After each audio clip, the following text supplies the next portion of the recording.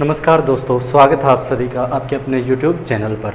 जैसा कि हम संघीय कार्यपालिका के अंदर राष्ट्रपति को हमने कंप्लीट कर लिया है, उधर जो हमारे जितने भी ऑब्जेक्टिव बनते थे उसको कंप्लीट कर चुके हैं। अब उसी क्रम में आगे बढ़ते हुए उपराष्ट्रपति के बारे में हम आज चर्चा करेंगे। चलिए उपराष्ट्रपति से जुड़े हुए सारे के सारे सवालों का आज हम इस वीडियो में देखते हैं। उपराष्ट्रपति का पद जो है, सबसे पहले हमने जो पॉइंट लिख दिए इधर, इनके बारे में हम चर्चा करेंगे कि भाई राष्ट्रपति के पद के बारे में योग्यता, निर्वाचन, शपथ, कार्यकाल, वेतन और कार्य अधिकार क्या क्या है इनके। इन्हीं पॉइंटों से जो क्वेश्चन बनते हैं और इन्हीं को आपको करवाएंगे। ठीक है, सबसे पहले पद के बारे में जान लेते हैं। राष्ट्रपति का जो पद है, उपराष्ट्रपति का जो पद है वो आर्टिकल 63 के तहत उपराष्ट्रपति का पद जो है वर्णित है, जो कि अमेरिका के संविधान से लिया गया है। किससे लिया गया है? अमेरिका से लिया गया। यहाँ से क्वेश्चन पूछ सकता है कि उपराष्ट्रपति का पद किस देश के संविधान से लिया गया है, तो अमेरिका के संविधान से लिया गया है। ये था पद के बारे में। और आर्टिकल 64 क्या कहता है?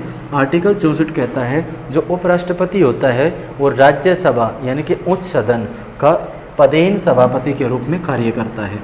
राज्यसभा का पदेन सभापति किस आर्टिकल के तहत है? आर्टिकल 64 के तहत उपराष्ट्रपति राज्यसभा का पदेन सभापति होता है।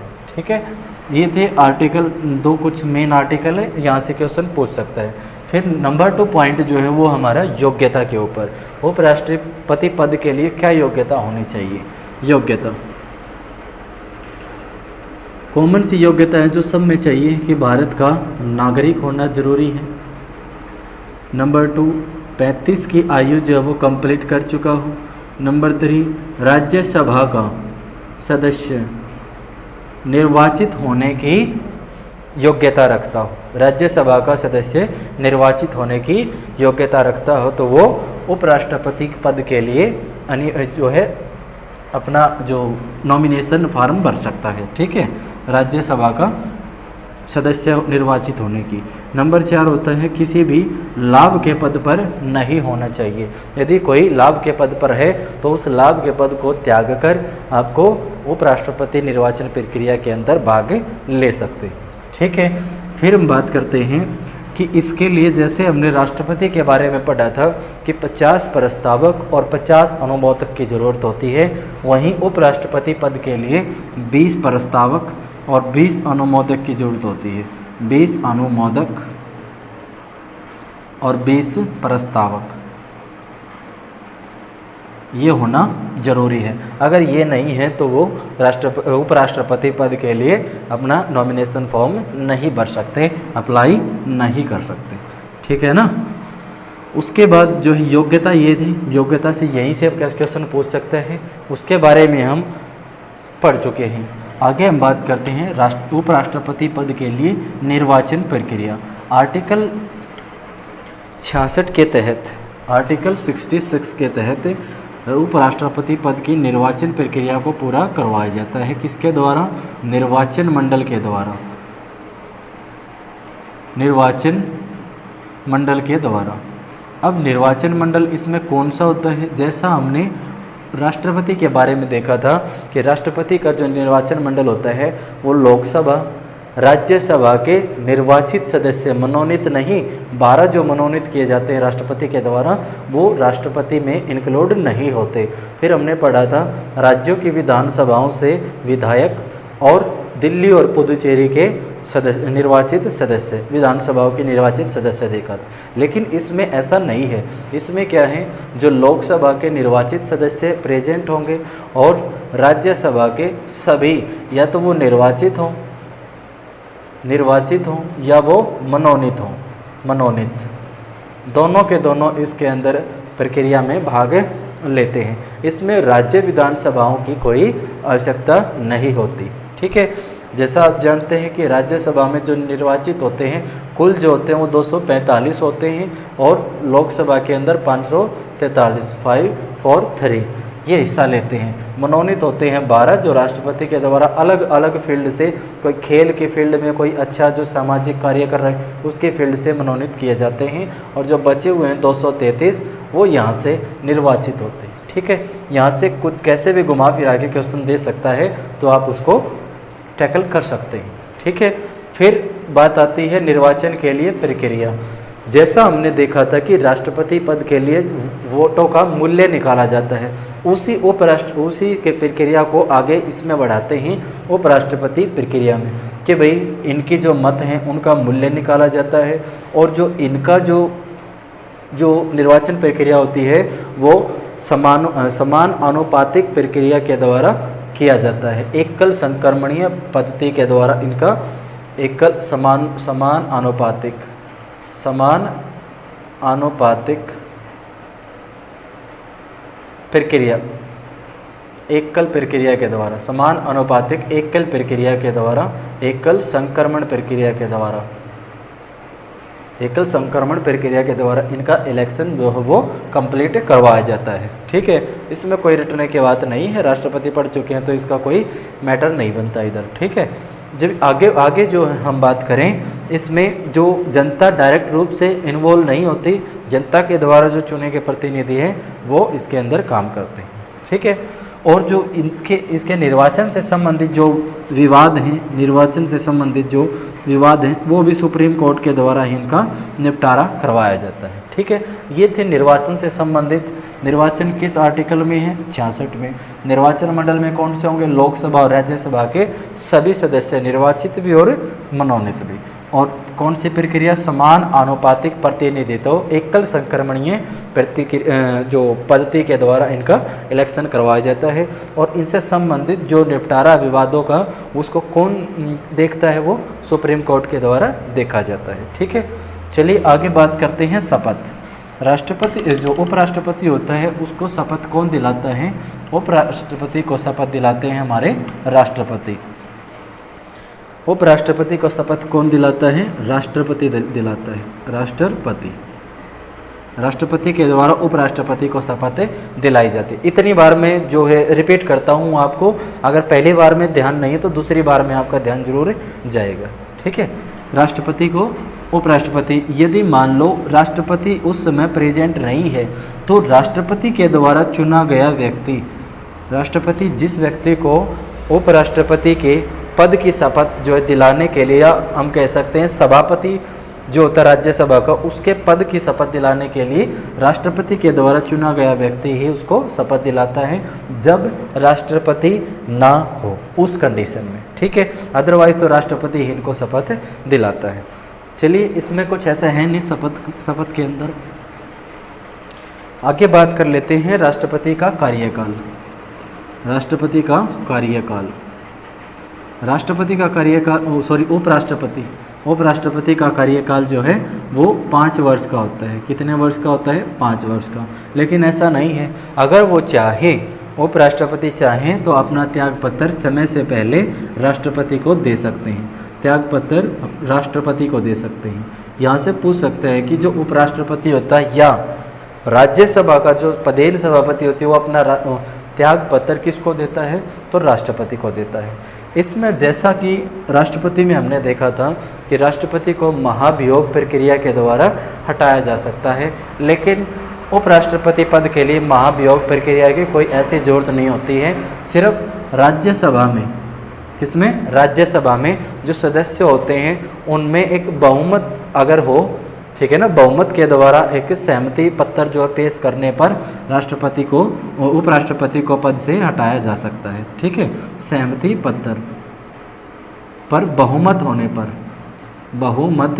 होने पर लोकसभा की जो है सिफारिश पर या लोकसभा के अंदर जो जाता है फैसला कि भाई उसको हटाया जा रहा है। लेकिन इसके लिए जब उपराष्ट्रपति पद के लिए ये बहुमत या हम कह सकते हैं सहमति पत्र दिया जाता है तो उसके लिए उपराष्ट्रपति को 14 दिन पहले नोटिस दिया जाता है कि आपको जो है पद से हटाया जा रहा है। अब 14 दिनों में वो अपना सारा का सारा करिकुलम तैयार करता है। ठीक है, आगे हम बात कर लें। ये था कार्यकाल से जुड़ा हुआ टॉपिक, हमने कंप्लीट किया। अब आगे बात करते हैं उपराष्ट्रपति पद के लिए वेतन और भत्ते। उपराष्ट्रपति को 4 लाख सैलरी मिलती है और कुछ भत्ते जो मिलते हैं, ठीक है भाई, रहने के लिए, खाने के लिए या ट्रैवलिंग के लिए जो भी चीज़ें मिलती हैं जो राष्ट्रपति को मिलती है वो इनको भी मिलती है, और इनको 4 लाख रुपए जो है वो जो मासिक मिलती है, ठीक है। फिर ये तो वेतन हो गया, भत्ते हो गए, ठीक है। लेकिन इनको जो वेतन भत्ते दिया जाता है वो उपराष्ट्रपति पद के लिए नहीं दिया जाता। ये बात ध्यान रखिएगा आप कि इनको उपराष्ट्रपति पद के लिए वेतन भत्ते नहीं दिए जाते। इनको राज्यसभा के पदेन सभापति के लिए ये सैलरी दी जाती है। पदेन सभापति के लिए इनको ये सैलरी दी जाती है 4 लाख रुपए, ठीक है। तो ये था वेतन और भत्ते। सबसे इम्पोर्टेंट है कार्य अधिकार। इम्पोर्टेंट कौन सा है? कार्य अधिकार। जो 7वां पॉइंट है वो इम्पोर्टेंट है, उसको बड़े ध्यान से देखना। कार्य अधिकार, कार्य अधिकार। उपराष्ट्रपति का संविधान में या जिक्र करें, कोई मेन जो है कार्य तो नहीं है, ठीक है, लेकिन फिर भी अगर ये एक तो काम करता है सभापति के रूप में राज्यसभा में, उसके बाद यदि राष्ट्रपति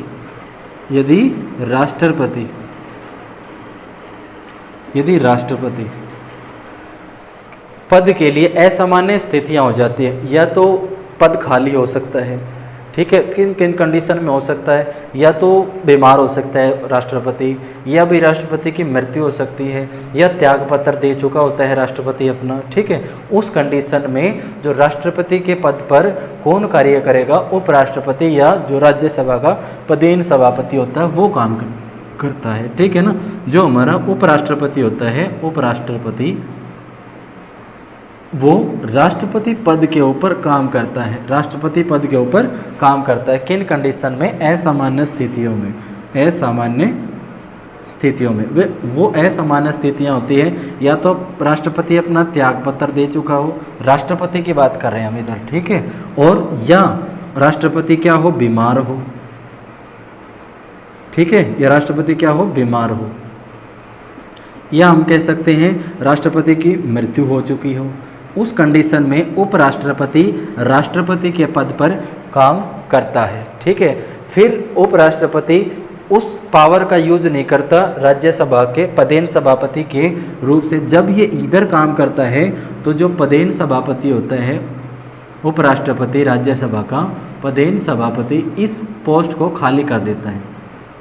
मतलब यहाँ की पावर उसकी ख़त्म हो जाती है जब बड़ी पावर के ऊपर वो आते हैं, और यहाँ मिलने वाले जो वेतन भत्ते हैं वो इसमें शिफ्ट हो जाते हैं, यहाँ के वेतन भत्ते उनको मिलते हैं और सारी पावर यहाँ की आ जाती है। और मैक्सिमम ज़्यादा से ज़्यादा 6 महीने के लिए, कितने महीने के लिए? 6 मंथ के लिए, 6 महीने के लिए ये कार्यकारी राष्ट्रपति के रूप में कार्य कर सकता है, ठीक है। कई बार क्वेश्चन पूछा गया है, उपराष्ट्रपति है जो वो राष्ट्रपति पद के लिए कितने समय के लिए काम कर सकता है? वो मैक्सिमम 6 महीने के लिए काम कर सकता है, उससे पहले जो राष्ट्रपति का पद वो फिल कर दिया जाता है, ठीक है। इस स्थिति में हमारे 2 ऐसे उपराष्ट्रपति हुए हैं जिन्होंने राष्ट्रपति पद के ऊपर काम किया है। एक तो डॉक्टर जाकिर हुसैन, ये हैं राष्ट्रपति डॉक्टर जाकिर हुसैन की जगह वीवी गिरी ने काम किया था, ठीक है। डॉक्टर जाकिर हुसैन ने, वीवी गिरी जो उस समय क्या थे? हमारे राज्यसभा के पदेन सभापति या उपराष्ट्रपति कह सकते हैं, इन्होंने इनका कार्यभार संभाला था। दूसरा है फ़खरुद्दीन अहमद के जगह बीडी जत्ती ने काम किया था।